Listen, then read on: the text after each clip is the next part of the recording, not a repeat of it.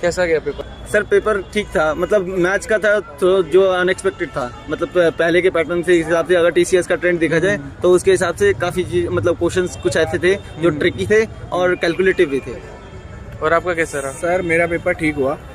जिसकी calculation speed थोड़ी अच्छी है और उसने बेसिक फॉर्मूले मीन मोड में अगर वो नहीं फंसा है तो उसका पेपर पूरा ही अच्छा हुआ। स्टैटिस्टिक्स का सुना है कोई सवाल ऐसा था जिसमें 2 मोड दिया गया था? हाँ जी हाँ जी हाँ जी हाँ जी सर, मैंने वो पढ़ा नहीं था, मैंने छोड़ दिया। जो पढ़ा नहीं है वो छोड़ दो सर, सिंपल सी बात है, टाइम खराब होगा। एक्चुअली वो जो था वो लेंदी था, काफी सारी ऑब्जर्वेशंस दे रखी थी और उनको क्वेश्चंस को बहुत ध्यान से माइन्यूटली पढ़ के एक मोड का डायरेक्ट फॉर्मूले पे क्वेश्चन था जो कि क्यूमुलेटिव फ्रीक्वेंसी फॉर्मूले में वैल्यू दे रखी थी। वैल्यू दे रखी थी। हाँ जी, F1 की, F2 की, F0 की, लोअर क्लास लोअर क्लास की और है एच पूछा था, हाइट पूछी थी। सर आप लोगों का कैसा गया पेपर?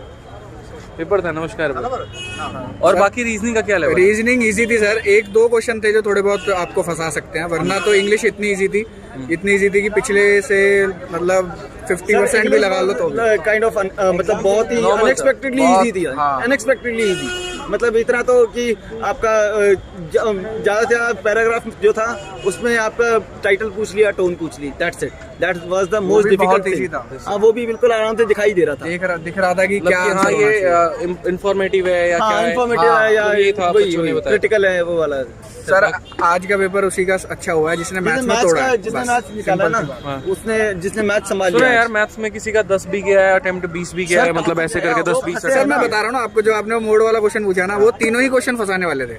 अगर जिसने वो उठाकर पढ़ने की कोशिश करी है और करने की कोशिश करी है तो वो गया, क्योंकि उसको ये लगा था कि रीजनिंग भी करना। एक प्रॉफिट लॉस पे क्वेश्चन था जिसमें एप्पल्स की अमाउंट पे पूछा गया था, जिसने बायर में भी उसने चीटिंग की हुई थी 950 ग्राम और सेलर में भी 850 ग्राम दिया हुआ था, तो that question was the toughest, मतलब पूरे उसमें। और टाइम एंड वर्क का एक अच्छा क्वेश्चन आया हुआ था, जो सीपीयू की तरह एक पैटर्न है वो देखने को मिला। हाँ जी बिल्कुल बिल्कुल सर, नया पैटर्न देखने को मिला। अगर कैलकुलेशन आपकी अच्छी नहीं है तो आज आप बाहर हो, सिंपल सी बात सर। मैथ्स अगर अच्छी नहीं है तो बाहर। और चॉइस ऑफ क्वेश्चंस, हाँ चॉइस ऑफ क्वेश्चंस है ना, वो बहुत डिपेंड करता है, क्योंकि पेपर में डिपेंड करता है ना यार, चॉइस ऑफ क्वेश्चन लगा कैसे सकते हो? वो तो पढ़ना तो पूरा पड़ेगा ना, तभी तो पता चलेगा ना।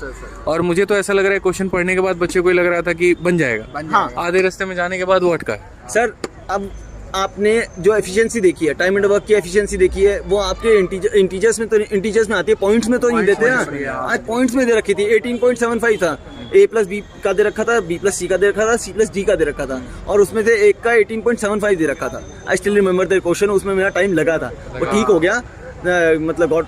सर प्रोबेबिलिटी का क्वेश्चन आया हुआ, आप लोग का ही पेपर था क्या? कैसा गया पेपर? बढ़िया।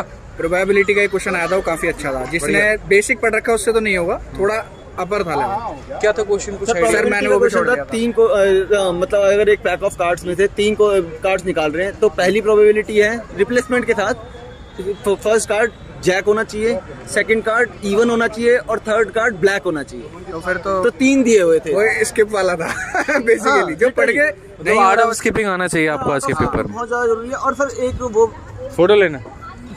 ठीक है ठीक है, तो बहुत अच्छा लगा और मिलके यार। और बाकी अपना कोड का वो देखते रहो एक बार सर, कर रहे हैं 31 का हमारी वो है सर।